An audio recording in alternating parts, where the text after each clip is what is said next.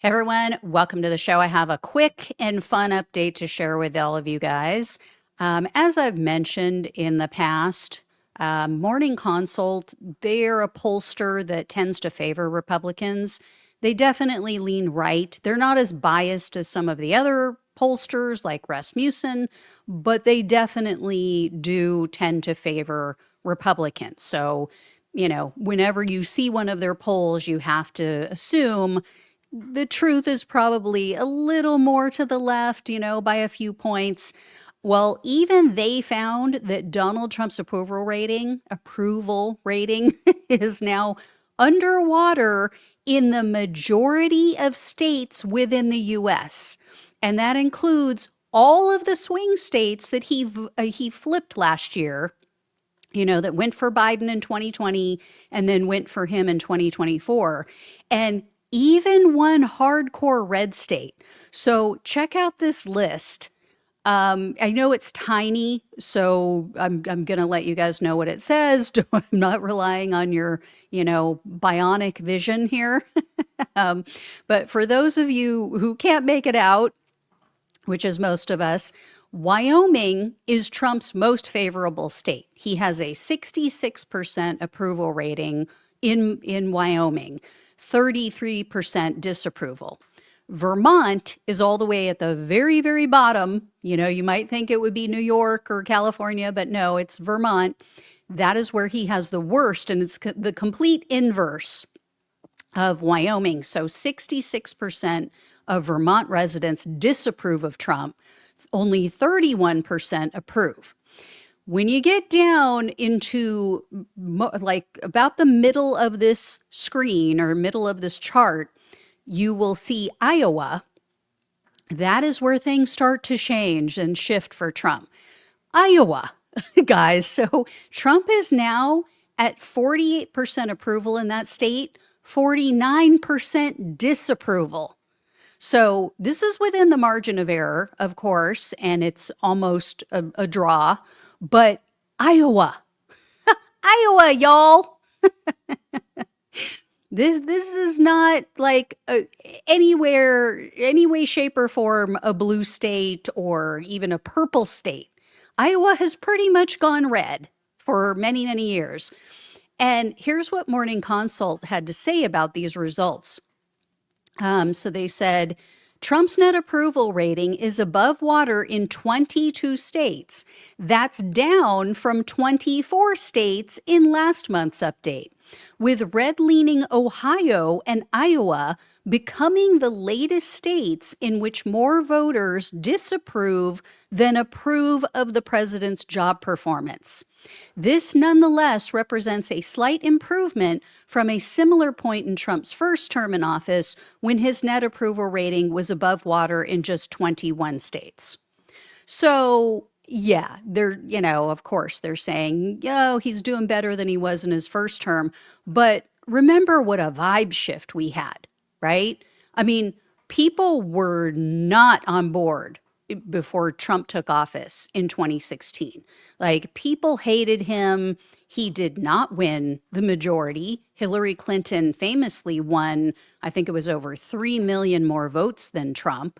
And, it wasn't what they call the landslide that we saw in this last election. So, of course, he wasn't above water in a lot of states back then.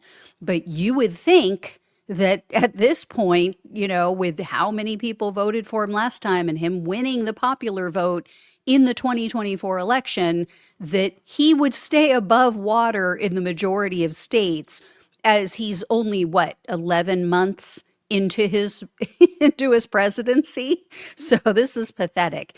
And again, for anyone who couldn't make it out in that previous slide, Ohio is identical to Iowa at this point. So 49% disapprove and only 48% approve. Morning Consult also had this to say. Trump's swing state numbers worsen. Voters across the 2024 swing state map, Arizona, Georgia, Michigan, Nevada, North Carolina, Pennsylvania, and Wisconsin remain more likely to disapprove than approve of Trump. What's more, his disapproval rating in several of these states ticked up to second-term highs in our latest tracking, including Arizona, 51%, Georgia, 50%, Michigan and North Carolina, 52% each, and Wisconsin, 54%. So obviously, some of these states are very important. Well, all of them are very important, I should say.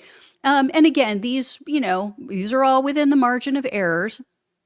So we can't take these results as gospel, but not looking good compared to where he was when he first took office. And as I always point out, this is more about tracking trends and tracking patterns. A lot of people take issue. Oh, what do you care about the polls? Polls are always wrong. First of all, no, they haven't always been wrong. They were right last year. Mainstream media happened to lie to everybody and tried to say, oh, see, Kamala's going to win. It's a sure thing. No, it was not a sure thing. It was way too close for comfort. They were both just almost neck and neck. It was all within the margin of error. And the focus groups told a very different story. The focus groups told me, danger, danger, Will Robinson, there's a problem here. Because it was not going well. There was erosion in every single focus group. There were at least 2 or 3 people in every single focus group I listened to that had voted for Biden who were not happy with him and said that they were leaning towards Trump, or they were flat out voting for Trump. And then a whole lot of people were totally against Kamala. So, we can't put our faith into any one poll, of course, but we can look at the trend lines. The fact that he's on a downward trajectory, and this is being reported by a right-leaning morning consult, that is a very good sign. We also need to consider how the vibe has shifted against him.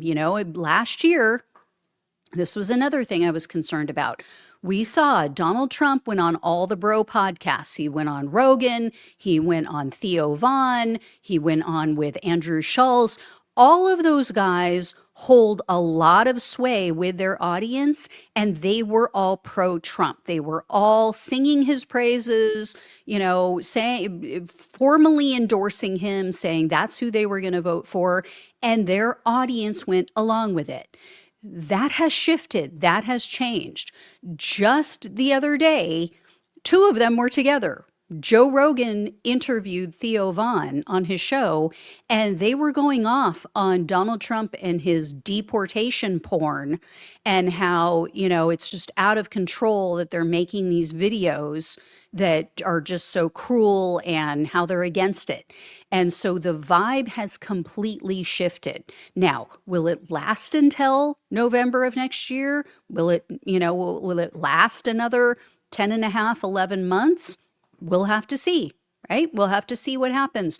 All signs at this time point to, yes, it will last, because Donald Trump is not changing anything that he's doing. So, we'll see.